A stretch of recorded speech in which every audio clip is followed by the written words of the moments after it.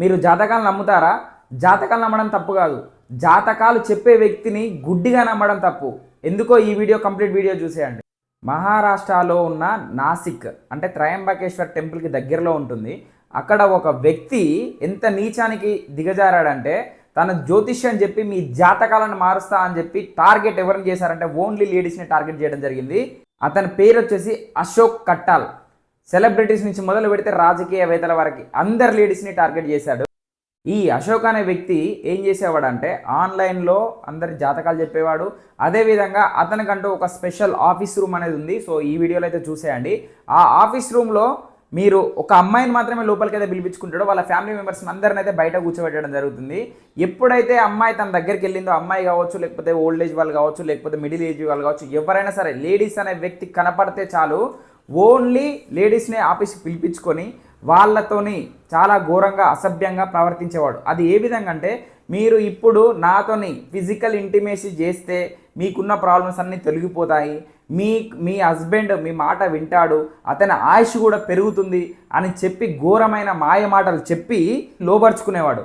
లోబర్చుకోవడమే కాకుండా ఎప్పుడైతే తన ఆఫీస్ రూమ్కి వచ్చినప్పటి నుంచి ఒక సీసీ కెమెరా అంటే సీక్రెట్ సీసీ కెమెరాలు పెట్టి ప్రతి ఒక్కరికి అక్కడికి వచ్చిన అమ్మాయిలు కావచ్చు, ఇంకా ఎవరికి వచ్చినా కూడా అక్కడ సీసీ కెమెరా పెట్టి రికార్డ్ చేసేవాడు. ఆ ఘోరాన్ని రికార్డ్ చేయడమే కాకుండా వాళ్ళని బ్లాక్మెయిల్ చేసేవాడు. వీడు ఎంత నీచమైన వ్యక్తి అంటే బ్లాక్మెయిల్ చేసి పదే పదే పదే తన ఆఫీస్ రూమ్ కావచ్చు, గెస్ట్ హౌస్లకు కావచ్చు, ఎక్కడికి పడితే అక్కడికి పిలిపించుకునేవాడు.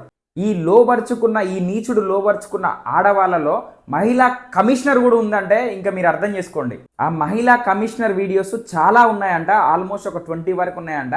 అండ్ ఆ మహిళా కమిషనరు ఇతనిని ఒక గురువులాగా భావించి తన ఆఫీస్కి కావచ్చు, లేకపోతే ఎక్కడికైనా వెళ్ళినప్పుడు తన పాద రక్షణ కూడా చేసేదన్నమాట. అంటే కాళ్ళు కడగడం, ఆ నీళ్ళని తీసుకొని నెత్తి మీద చల్లుకోవడం, ఇవన్నీ అంటే ఒక మహిళా కమిషనరే చేసినప్పుడు ఇంకా ఈ లేడీస్ గుడ్డిగా నమ్ముతారు కదా.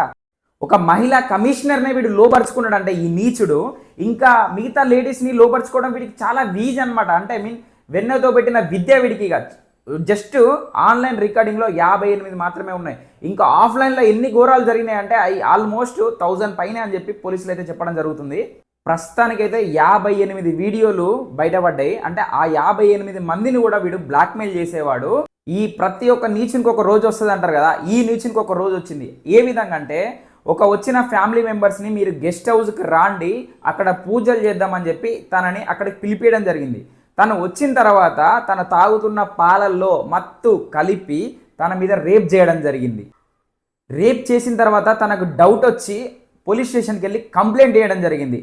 ఆ కంప్లైంట్తోని పోలీసులు ఇతని ఆఫీస్ కావచ్చు, ఇతని ఇల్లు కావచ్చు, ఫామ్ హౌస్ కావచ్చు, ప్రతి ఒక్కదాని మీద రైడ్ చేయడం వల్ల ఇంత పెద్ద ఘోరం అయితే బయటపడింది.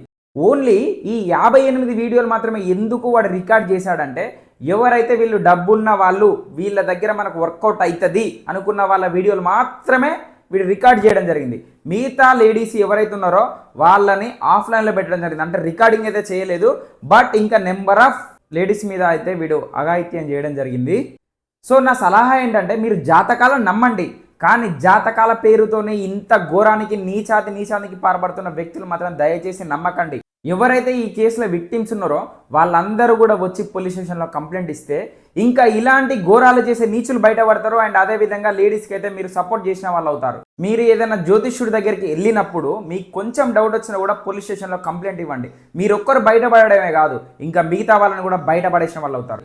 Thank you so much.